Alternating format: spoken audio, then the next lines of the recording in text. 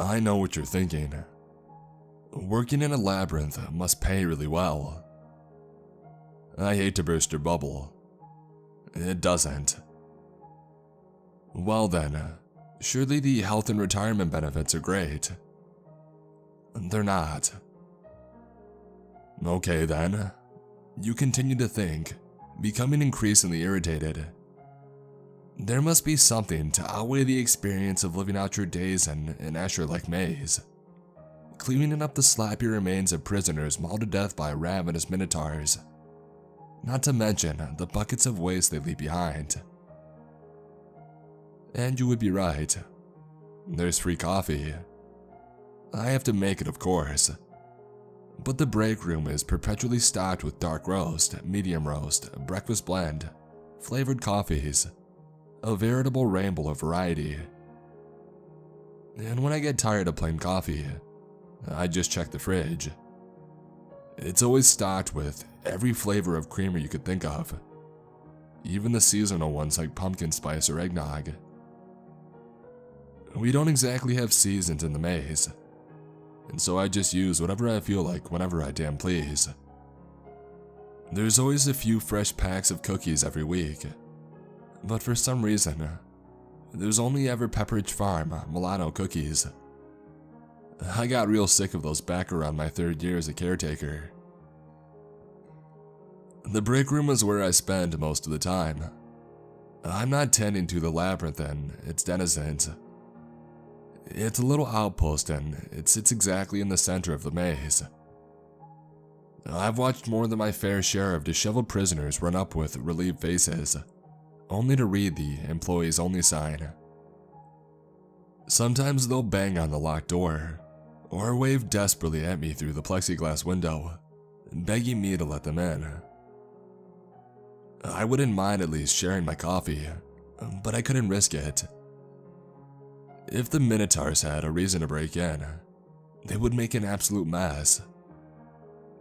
I can deal with a lot, but I can't deal with the idea of my little sanctuary being torn apart by those bloodthirsty assholes. My own living quarters are rather inconveniently located near the entrance.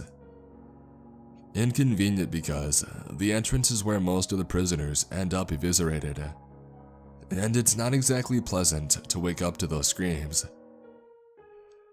It's even less pleasant to accidentally step into a pile of human viscera after just waking up.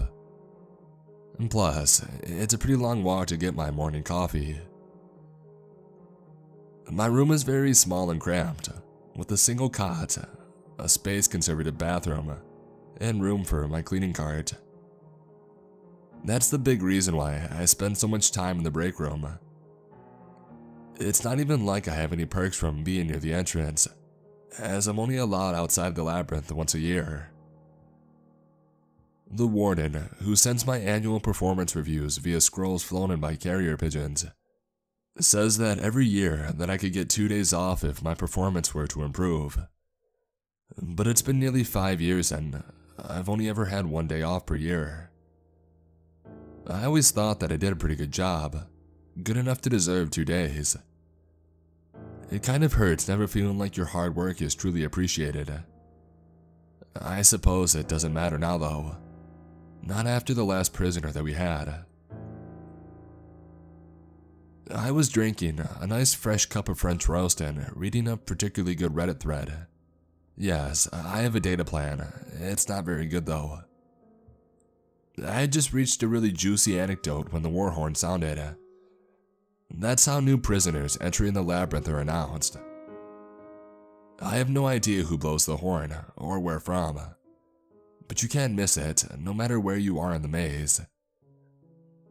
This lets the Minotaurs know that feeding time is on, and lets me know that I should be grabbing my mop. With a huff, I put down my coffee, fastened my coveralls over my shoulders, and I slipped on my rubber boots. The warden hasn't sprung for security cameras, so the job can be pretty dangerous. You'll never know if you'll run into a prisoner who could potentially knock you out or strangle you to death if you're not on your guard. Another thing is, the Minotaurs aren't very picky about who they kill. They won't usually go after me, especially when there's actual prisoners to detain and devour. But I have received a pretty hearty smack or shove that's left me with some nasty bruises. Once, I got a hoof to the small of my back and that put me out of commission for a couple of weeks. The labyrinth had never reeked so bad before. It made your eyes water before the smell even hit your nostrils. Anyway, I poked my head out of the break room and I slipped out with my cleaning cart, locking the door behind me. I began wandering the sconce-lined halls, listening closely for signs of an altercation. Blood-curdling screams are usually a good indicator that a prisoner has met their fate within the maze. Cautiously, I made my way towards the entrance. It was about an hour's walk from the break room to my quarters. After these many years, I practically knew every turn by heart. Even so, it was still possible to get turned around, and so I concentrated on the path as much as the inevitable signs of carnage. It was for this reason that the child running across the next intersection ahead of me startled me thoroughly. I stopped dead in my tracks, expecting to hear the lumberings of the minotaurs in the chase, but there was nothing.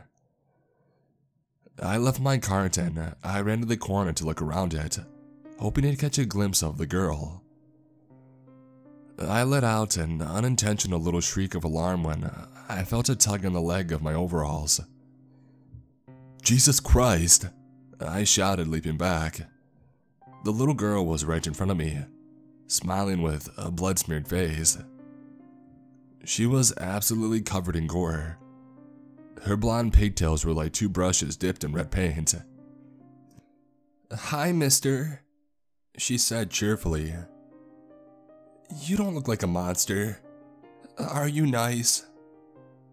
Yeah, of course I am, sweetheart. What do you got in your hand there?" She held up a long, wicked horn that ended in a pulpy mass of stringy flesh. My typically iron stomach did a couple cartwheels, but I kept my coffee down. "Those bad bullmen came after me, and so I took this from one and I killed them." She gave me a little demonstration, stabbing at the air with the horn in all directions. "It was easy. They are very tall and they fall down very hard, and then you just get them in their eyes." "Oh yeah, well done," I said. I sneaked a peek down the hall from where the girl had come from, and I saw a minotaur's head poking out just beyond the next turn, eyes gouged and tongue rolling. "Say, how many did you kill?" "3. She held out her other hand to illustrate the number. "It's okay though because they were monsters. I got in trouble for killing a mean, rich monster before. He was trying to do bad things to Mommy and I protected her. The person in the black robe said that I had to come here because it was a bad thing to kill the mean man.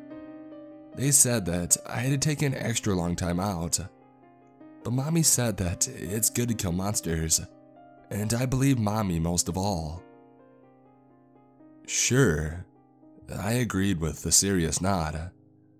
"Mommies are always right, aren't they?" "My mommy is." "Hey mister, do you have something that I can drink? I'm thirsty." "Well." The little girl pouted her lower lip and widened her big eyes, and I found that I just couldn't say no. "Come on then, I hope you like coffee." She smiled and stuck her hand in mine, cradling her bloody trophy to her chest with the other like a doll. By the time that we had got to the break room, she was clearly exhausted, though not complaining. Despite feeling a measure of guilt as I let the girl into the outpost, I figured that I wouldn't be reprimanded. After all, my duty was to clean up after the minotaurs when they had done their job. But they hadn't done their job, had they?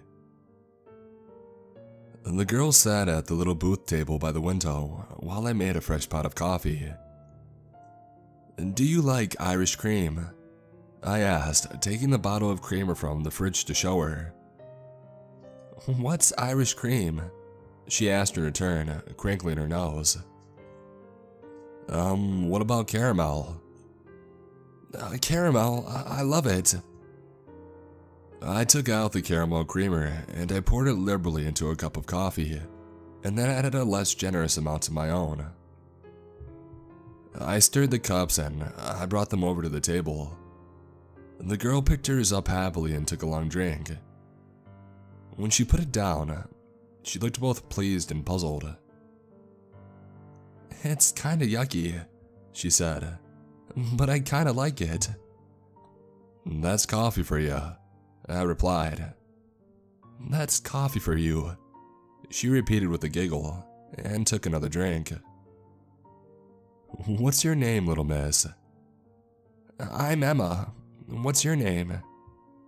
I shook my head. It had been a long time since I had used my name. I didn't browse Facebook anymore, and the last time I spent my annual day off with someone who knew my name had been years ago. Drew, I finally said, relieved. My name is Drew. Hi, Drew. It's nice to meet you. Can I take a nap? Well, I suppose you can. Okay, she replied, and promptly curled up on the booth seat and fell asleep. I leaned over the table to view her. A small thing drenched in blood, still clutching the horn of a dead minotaur, and my heart melted. I have a kid, a girl much like Emma. She would be 13 this year.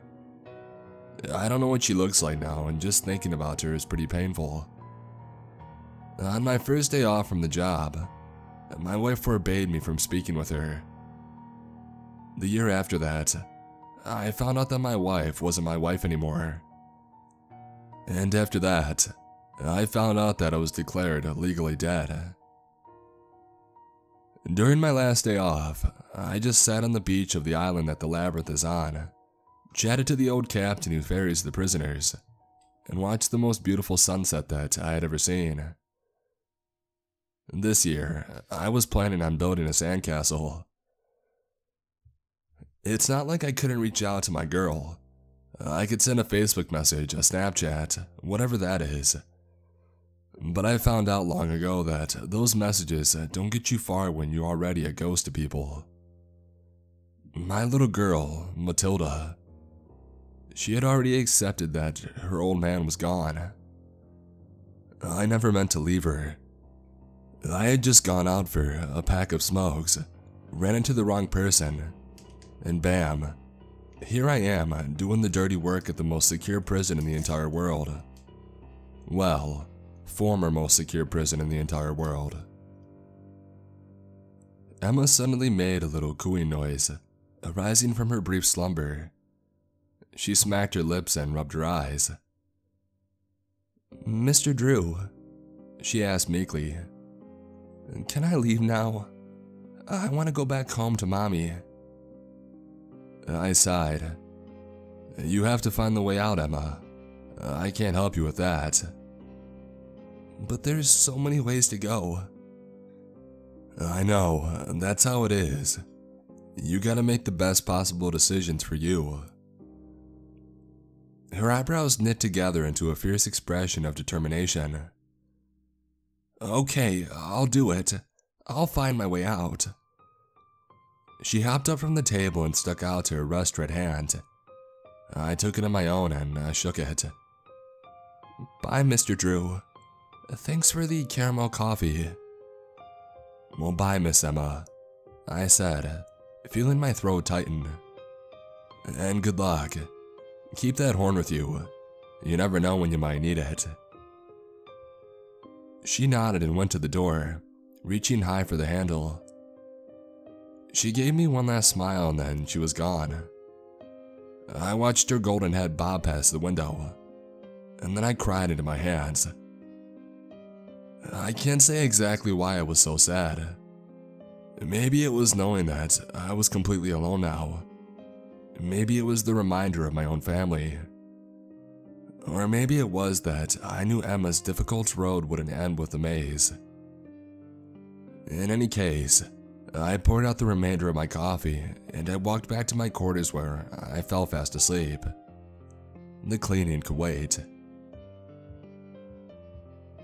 I woke up sometime later to a gentle pecking on my door.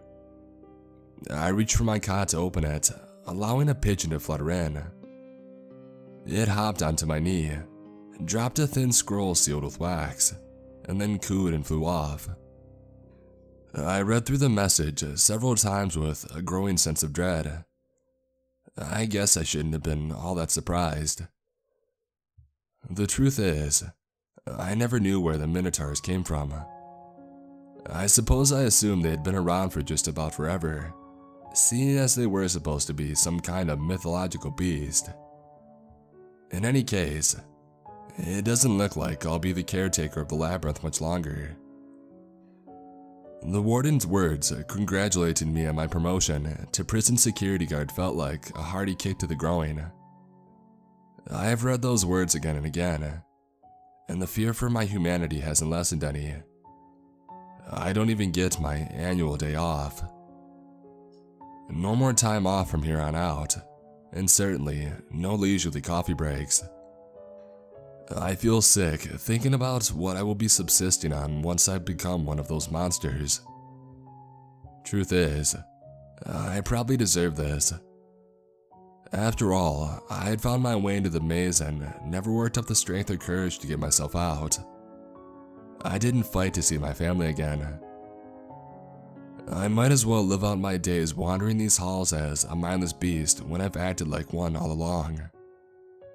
For all I know, the transformation will happen before little Emma finds her escape. I'm not sure if I would even try to fight her off if we were to cross paths again. Perhaps the other Minotaurs looked into the eyes of that sweet, fearless little girl and had the same gut-wrenching thought that I'm having now. She's not the prisoner. I am.